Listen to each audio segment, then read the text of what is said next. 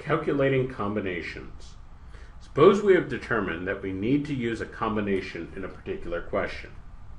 Sometimes the answer choices will be written in the form, say, of 50 choose 10. That will actually be one of the answer choices. So we won't have to actually calculate it. That most typically happens when the combinations are very large and hard to calculate. The test is not interested in making us do really lengthy calculations. It's much more interested simply, can we recognize the proper answer, and then they give it to us in the form of n choose r, something like 50 choose 10. More often though, we would need to calculate the combinations.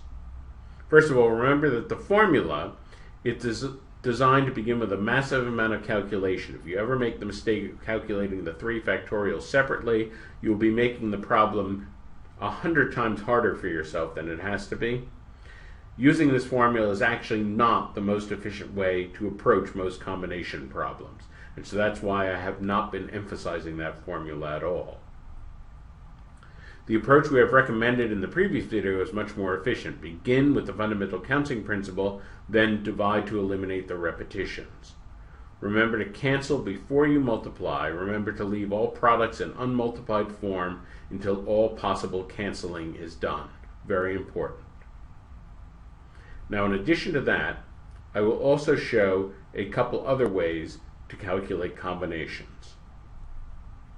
One shortcut involves the case of n choose 2. That is the case in which we are picking an unordered pair from a larger set.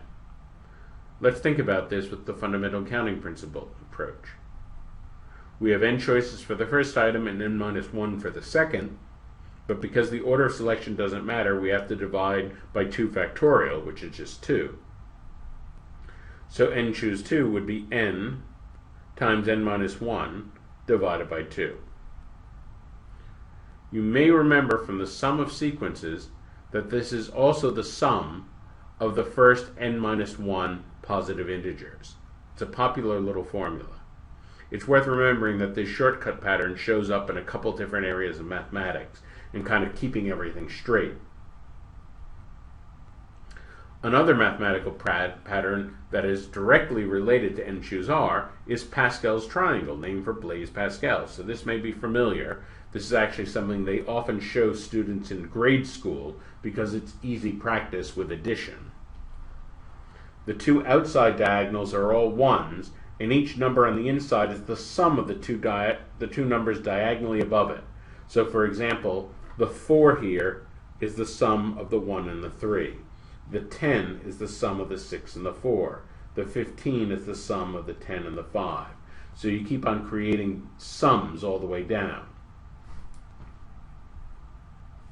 Pascal triangle gives all the values of n choose r. In fact, n choose r is the entry in the nth row at the rth place in Pascal's triangle. The tricky thing about this is that we need to remember to start counting rows and places from 0. The top one is the 0th row, the 0th place. 0 choose 0 equals 1, but that's not very meaningful in real-world combinations. In any row, the second number in the row gives you the row number. Here's the 7th row of Pascal's triangle. The first entry is 7 choose 0, which equals 1. Not very interesting in real-world combinations, but the others are interesting. 7 choose 1, of course, is 7. Then 7 choose 2 is 21. 7 choose 3 and 7 choose 4 are both 35. 7 choose 5 is 21. 7 choose 6 is 7. And then 7 choose 7 has to be 1. There's only one way to pick all 7 people from a group of 7. If you practice constructing Pascal's triangle, you will get quick at it. In particular, it might be helpful, say, to memorize the 4th or the 5th row. If you memorize that row, then you can just jot that down and quickly do the rows immediately below it. And if you do this at the beginning of the quant section and just have it for reference, in case combinations come up, that can be one quick way to think about these numbers. If in a problem you have to figure out different size combinations from the same pool, say some situation in which you have to calculate both 8 choose 3 and 8 choose 4, it may be quicker to draw Pascal's triangle down to that row rather than do the separate calculations. Remember that you can always calculate combinations by using the fundamental counting principle and dividing to eliminate the repetitions. That's what we've shown in previous videos. Remember to cancel if you use the NCR formula, the combination formula, including canceling before you multiply. Remember the shortcut formula for n choose 2, and practice using Pascal's triangle to generate values of n choose r.